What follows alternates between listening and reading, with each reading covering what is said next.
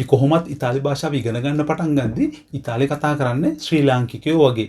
ඒක ඉතින් හැටියක්නේ. හැබැයි ටික දවසක් ගියාට පස්සේ අපිට ඕන වෙනවා ඉතාලි ජාතිකයෝ වගේ ඉතාලි කතා කරන්න.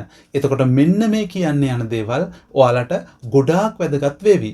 ෂුවර් එකටම මම දන්නවා ඔයාලට සාමාන්‍ය ජීවිතේදී ගොඩාක් අවස්ථාවල් එනවා එක එක්කෙනාගෙන් අහන්න ඔයාලගේ හිතවත් අයගෙන් යාළුවන්ගෙන් එහෙම නැත්නම් ඔයාලා දන්න සින්යෝරා කෙනෙක්ගෙන් සින්යෝරේ කෙනෙක්ගෙන් මොනවා හරි දෙයක් අවශ්‍යද කියලා. එහෙම නැත්නම් මොනවා හරි දෙයකට කැමතිද කියලා. එහෙම නැත්නම් මොනවා හරි දෙයකට අකමැතිද කියලා. අපි ওই ටික හදාගන්න ගොඩාක් දේවල් පාවිච්චි කරනවා. ඒක ඉගෙන ගන්න එක හොඳයි. මොකද හැම විදිහටම අපිට අහන්න පුළුවන් කමක් තියෙනවා.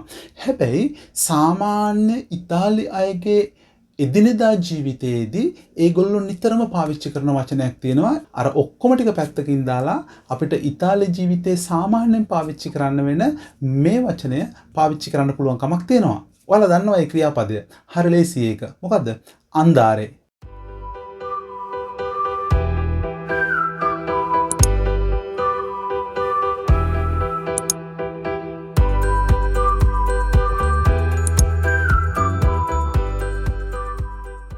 මං කියවනේ හරි ලේසි කියලා මේ විදිහට හදාගන්න.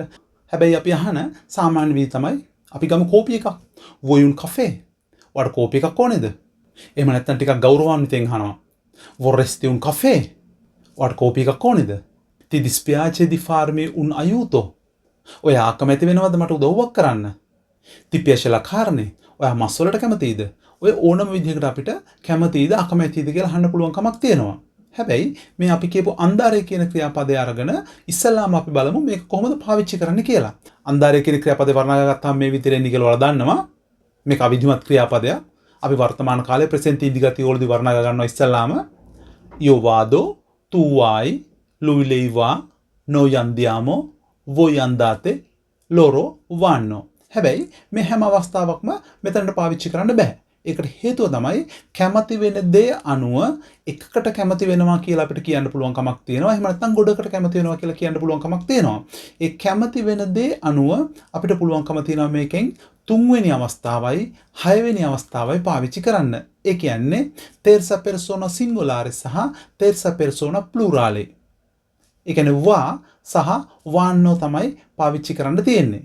හැබැයි මේක ඒකෙන් විතරක් පාවිච්චි කරන්න පුළුවන් විදිහක් නැහැ.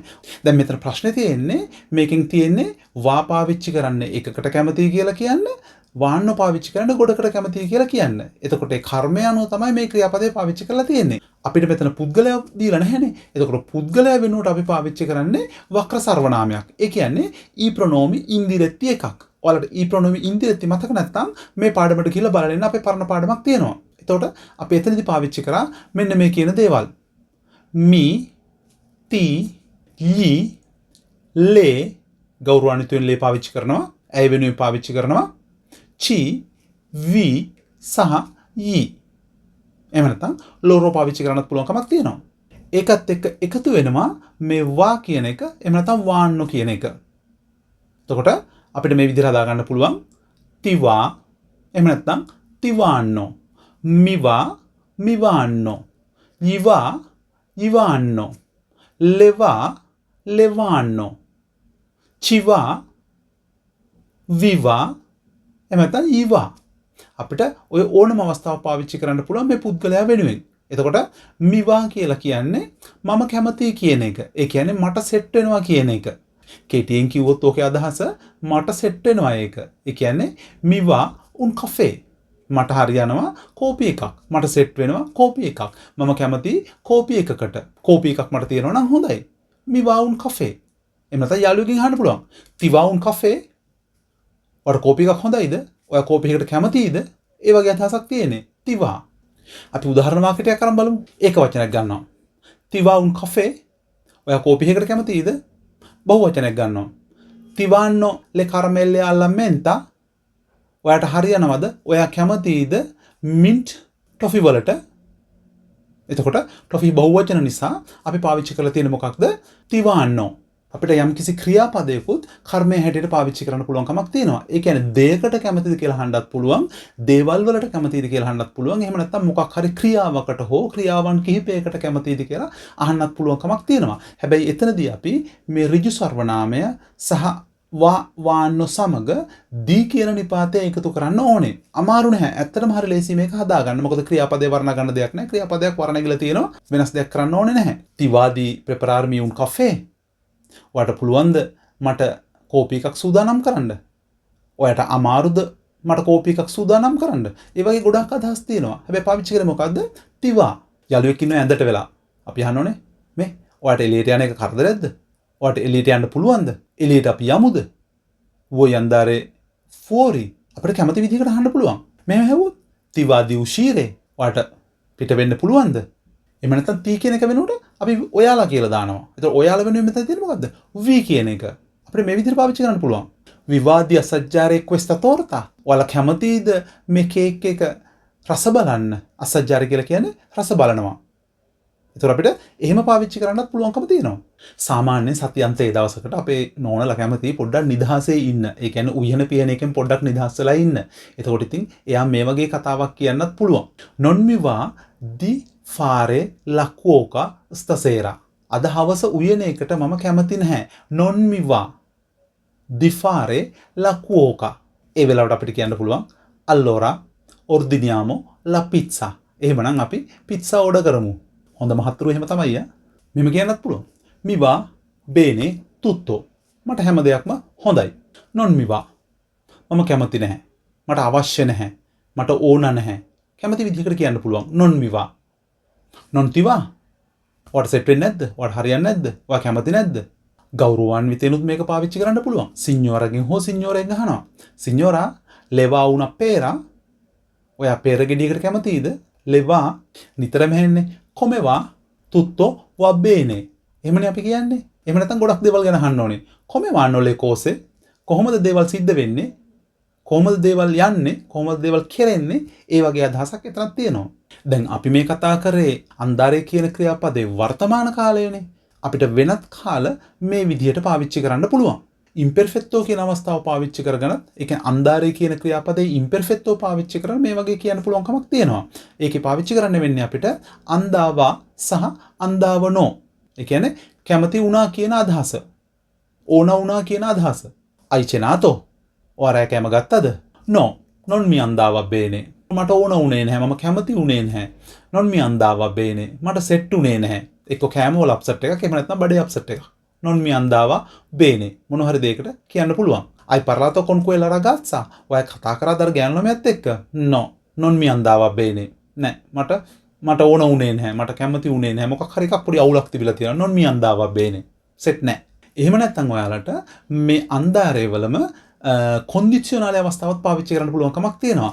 කොන්ඩිෂනල් වල තුන්වෙනි අවස්ථාව ගත්තොත් අපි දන්නවා andrebbe. අන්තිම අවස්ථාව andrebbero.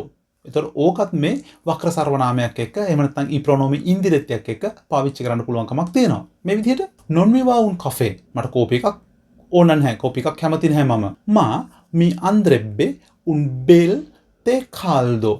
හොඳ රස්නෙට තියෙන තේ එකක් මට සෙට් වේවි කියන අදහස. ඒ කියන්නේ කැමති mi andrebbe bene. මට හරියනවා. මම කැමති වෙනවා. මට ඕන වෙනවා. අදහස් ගොඩක් තියෙනවා ඒකේ. gli andava di farlo e lui l'ha fatto. එයා කැමති වුණා ඒක කරන්න. එයා ඒක කෙරුවා. ඒ වගේත් පාවිච්චි කරන්න පුළුවන් කමක් තියෙනවා. අපි අහන්නේ ti dispiace di aprire la porta? එහෙමත් අහනවා නේද? ඒකත් මේකෙන් අහන්නත් පුළුවන් කමක් තියෙනවා. vi va se apro la finestra? ඔයාලා කැමතිද මම ජනේලය ඇරියොත්? ඔයාලා අකමැතිද මම ජනේලය ඇරියොත්? කැමැත්ත තමයි අහන්නේ. බහුවචනයක් තව ගත්තොත් එහෙම. oggi ti vanno gli spaghetti? ඔයාට අද හොඳයිද ස්පැගෙටි? බහුවචනයක්. එතකොට ti vanno. no, non mi vanno. නෑ මම කැමති නැහැ. නැහැ මට ඕන නැහැ. ragazzi, vi va un caffè? කොල්ලනේ ඔයාලට කෝපි එකක් ඕනද? no, grazie, non ci va perché fa caldo.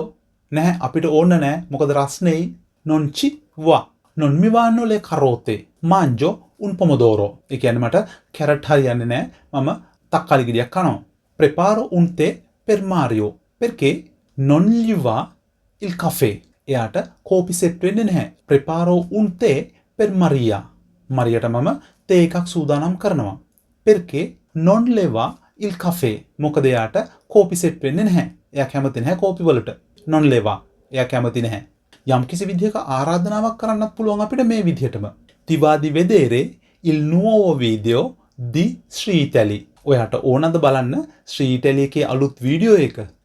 එහෙම නැත්නම් ඔයා කැමතිද බලන්න Sri Italy එකේ අලුත් වීඩියෝ එක? වීඩියෝ එක බලලා නිකන් ඉන්න එපා. අනිවාර්යෙන්ම ලයික් එකක් දාන්න, කමෙන්ට් එකක් දාන්න, යාළුවන්ට බලන්න ෂෙයා කරන්න. ඊට අමතරව ඔතන පහළ තියෙන බටන් එක රතු පාටින් තියෙනවා නම් ඒක ක්ලික් කරන්න, subscribe කරන්න. subscribe කරලා එතනම එන bell icon එක ක්ලික් කරලා all කියන එකත් ක්ලික් කරන්න. එතකොට ඔයාලට දාපු ගමන්ම වීඩියෝ එකක් මම බලා ගන්න පුළුවන්කම තියෙනවා. ඒක ඔයාලා මට කරන ලොකු උදව්වක්. අමතක නොකර subscribe කරන්න. මෙතන මේ වක්‍ර සර්වනාම ගැන කතා කරපු නිසා ඔයාලට මේ ක්‍රියාපදයක් මේ විදිහට පාවිච්චි කරගන්න පුළුවන්. මොකද සාමාන්‍ය භාවිතයේදී ඉතාලියාවේ අතර නිතරම පාවිච්චි වෙනවා. මොකද ඒ ක්‍රියාපදය lasciare. lasciare කියලා කියන්නේ සාමාන්‍යයෙන් අතහරිනවා කියන අදහස. හැබැයි මේ වගේ පාවිච්චි කරොත් බලන්න මොකද්ද වෙන්නේ කියලා. lasciami pace. මට සැනසීමෙන් ඉන්න දෙන්න.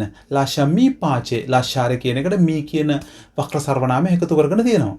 lasciami pace. lascialo sedere. ඔහුට වාඩි වෙන්න ඉඩ හරින්න. lascialo sedere. lascialo andare. lascialo uscire. කැමති දෙයක් පාවිච්චි කරගන්න පුළුවන්. ගැහණු කෙනෙකුට කියන්නත් පුළුවන්. lasciale andare. ඇයට යන්න දෙන්න. lasciale sedere. ඇයට වාඩි වෙන්න ඉඩ දෙන්න.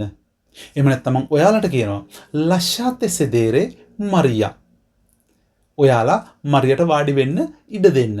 ඉතින් ඔයාලා ව්‍යාකරණ අනුකූලව ගොඩක් දේවල් ඉගෙන ගන්නවා වගේම තමයි මේ වගේ සාමාන්‍ය භාවිතයේ ඉතාලි අය පාවිච්චි කරන දේවලුත් ඉගෙන ගන්න ඕනේ. මොකද ඒගොල්ලන්ගෙන් අපිට මේ වගේ දේවල් ගොඩාක් වෙලාවට ඇහෙනවා. එතකොට ඒ වෙලාවට ප්‍රශ්නයක් එන්න පුළුවන්. ඇයි මේ වගේ දේවල් මෙතන පාවිච්චි කරේ කියලා.